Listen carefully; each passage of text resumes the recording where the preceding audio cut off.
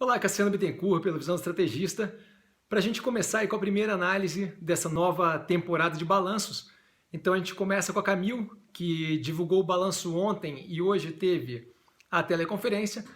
É importante lembrar que eu já fiz a análise do terceiro trimestre de 2018 da Camil e do quarto trimestre de 2018 da Camil, e que eu acho que é muito importante para entender essa análise aqui, dar uma olhada lá. Então o terceiro trimestre de 2018 vai estar no dia 22/1 de 2019, 22 de janeiro. O quarto trimestre de 2018 vai estar no dia 10 de maio de 2019. Então, assim, os links vão estar no final aqui, mas eu acho mais interessante que veja antes, para justamente entender de onde é que a gente vem com o raciocínio da evolução dessa tese de investimento aqui. Então, se você já assistiu esses vídeos, ótimo. Se você não assistiu ainda, eu aguardo um pouquinho. Espero que você tenha assistido e aí a gente começa justamente a análise da Camil do primeiro trimestre de 2019 e primeiro trimestre de 2019. Por quê? Porque a empresa tem um ano fiscal diferente das outras, então o primeiro trimestre de 2019 dela acaba ali em maio desse ano, né? Desse ano corrente agora, 2019. Novamente a gente vê o quê? Um resultado medíocre, o que acaba sendo ótimo para a gente, porque a gente vê a possibilidade da manutenção de uma estratégia de catch and release, que está explicada inclusive nos outros vídeos e explicada mais a fundo inclusive no Básico da Bolsa, série que trata de conceitos básicos ali com relação à Bolsa de Valores.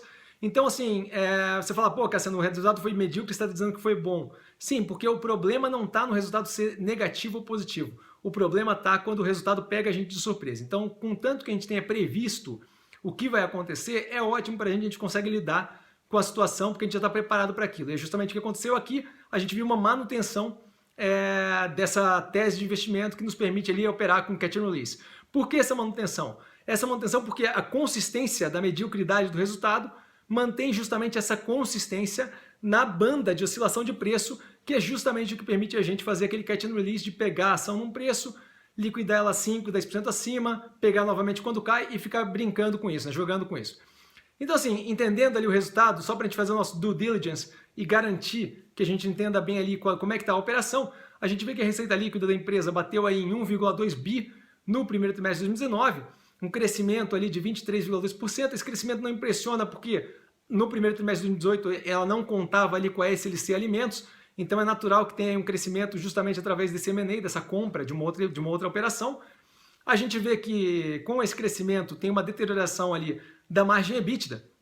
Então a gente vê que a margem de operacional da empresa cai ali para 6,7%, o que é uma margem apertada natural do setor, porém, quando comparado com a margem do primeiro trimestre de 2018, a gente vê que ela tem ali uma queda de 1,5 ponto percentual, então a margem de fato deteriora, tá?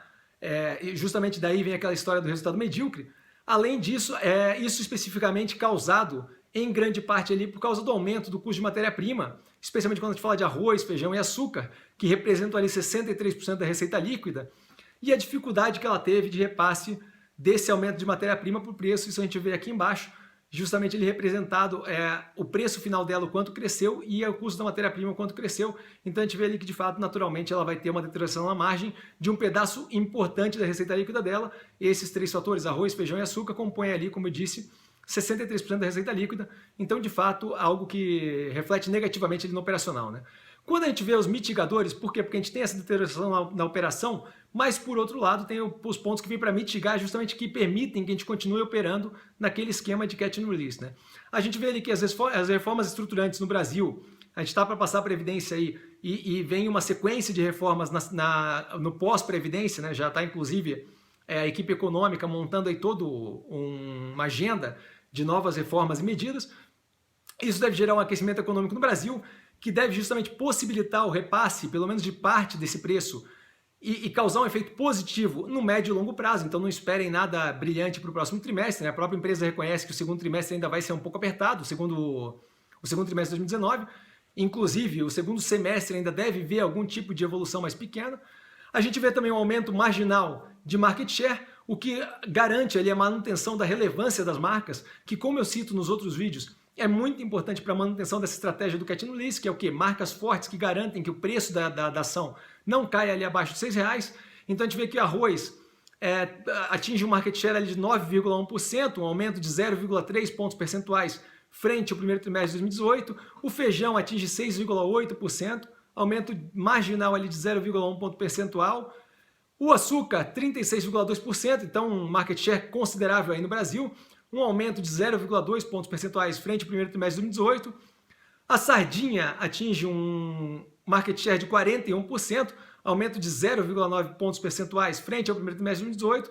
E o atum, 41,4%, um aumento marginal ali também de 0,1 pontos percentuais frente ao market share que ela tinha no primeiro trimestre de 2018. O terceiro ponto que eu diria aí como mitigador é a melhoria do SG&A, né? A despesa que ela tem com vendas gerais e administrativas.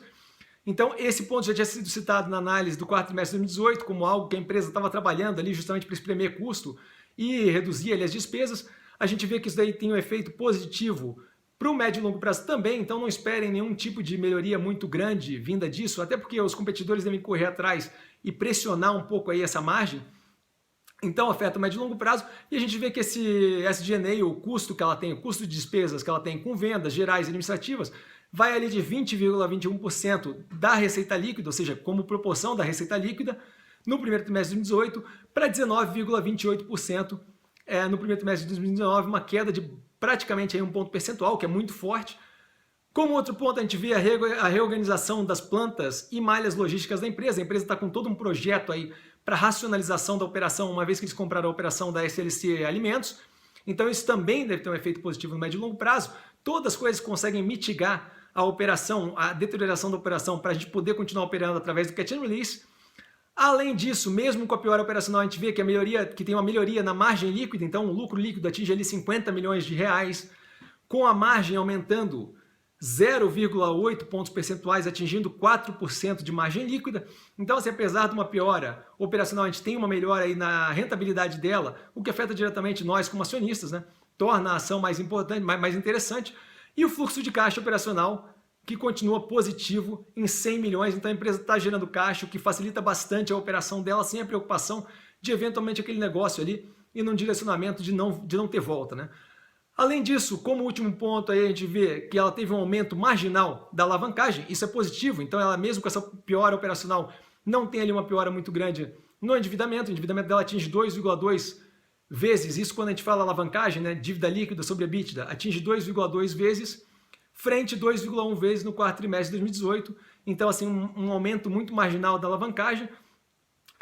Além disso, a gente vê uma melhoria no cronograma da dívida, não no cronograma em si, mas a gente vê uma melhoria no caixa que ela tem para pagar, para cobrir aquele cronograma, justamente uma preocupação que eu tinha levantado no quarto trimestre de 2018, na análise do quarto trimestre de 2018, a gente vê que agora, graças às debêntures, como citado naquela análise, ela tem agora caixa para cobrir quase todo o período, até o primeiro trimestre de 2021, que seria ali maio de 2021, e ela fica short ali, ela fica devendo só 60 milhões, 61 milhões aproximadamente, quando a gente considera aí o quanto ela tem de caixa frente ao quanto ela teria que pagar até maio de 2021. Então, assim, um bom tempo aí sem a preocupação de, por acaso, ficar insolvente ou não ter liquidez ali para cobrir as dívidas dela durante aquele período, tá?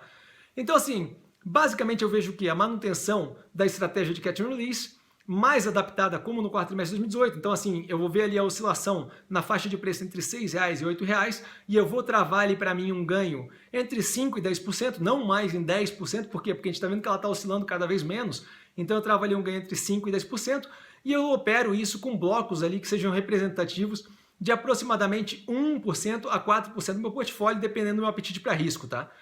Essa estratégia, como vocês podem ver aqui do lado, já foi executada por mim 4 vezes desde dezembro de 2018, então assim, dá um ganho, aquilo ali funciona, tem operado bem, tá? As minhas posições do papel, vocês vão ver aqui do lado também. E para finalizar, assim, se ficou alguma dúvida, pô, eu tô sempre no Instagram, sempre respondo o pessoal através de mensagem direta, então assim, não tem nenhum problema. Eu vou inclusive depois do vídeo aqui abrir um chat lá, para a gente poder discutir caso tenha alguma dúvida com relação a Camil. Então, no @investir com sim, tudo junto, tá aqui embaixo também. É só entrar lá em contato comigo através de mensagem direta e eu tiro ali o final das dúvidas, uma ou outra ideia que você tenha com relação à operação, uma outra dúvida que tenha ficado de como operar o Catch and Release. Eu estou sempre no Instagram, @investir com sim, sempre presente lá. Vale lembrar que quem aprende a pensar bolsa opera com mero detalhe. Por hoje eu fico por aqui. Um grande abraço para todo mundo.